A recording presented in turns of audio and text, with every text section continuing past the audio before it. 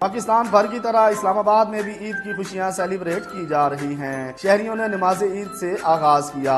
اسلام آباد کی مذہبی سیاسی شخصیات اور عوام عید کی خوشیوں میں بھی پوری مسلم امہ کو نہیں بھولے، ان کے لیے امن کے پیغام اور محبتیں بانٹنے کا تہیہ بھی کر رہے ہیں اور ساتھ ہی ساتھ فیملیز کے ساتھ فیصل مسجد کے باہر انجوائے بھی کر رہے ہیں۔ چینل 5 سے ایکسکلوسیو گفتگو کرتے ہوئے ان کا کہنا تھا کہ یہ میں بات کہنا چاہوں گا کہ اس خوشی کے موقع پر ہمیں زیادہ سے زیادہ محبت بانٹنی چاہیے، فرقوں کو ختم کرنا چاہیے، نفرتوں کو ختم کرنا چاہیے، اپنی زبانوں کو پاک رکھنا چاہیے، دلوں کو پاک رکھنا چاہیے۔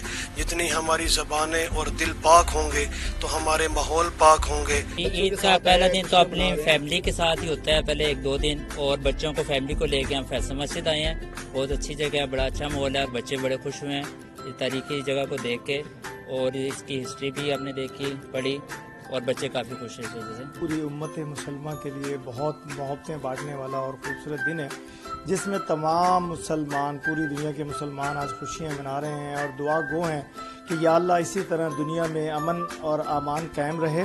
بیگم کلثوم نواز صاحبہ کے لیے دعا گو ہیں کہ اللہ تعالیٰ انہیں صحت کاملہ عطا فرمائے۔ ہم یہاں پر عید کی خوشیاں منا رہے ہیں سب لوگوں کے ساتھ، اور ماشاءاللہ پر موسم بہت خوشگوار ہے، سارے لوگ انجوائے کرنے کے لیے آتے ہیں، ہم بھی انجوائے کے لیے آئے ہیں۔ اسلام آباد اور دور دراز علاقوں کے شہری عید کی خوشیاں سیلیبریٹ بھی کر رہے ہیں اور ساتھ ساتھ نیک تمناؤں کا اظہار بھی۔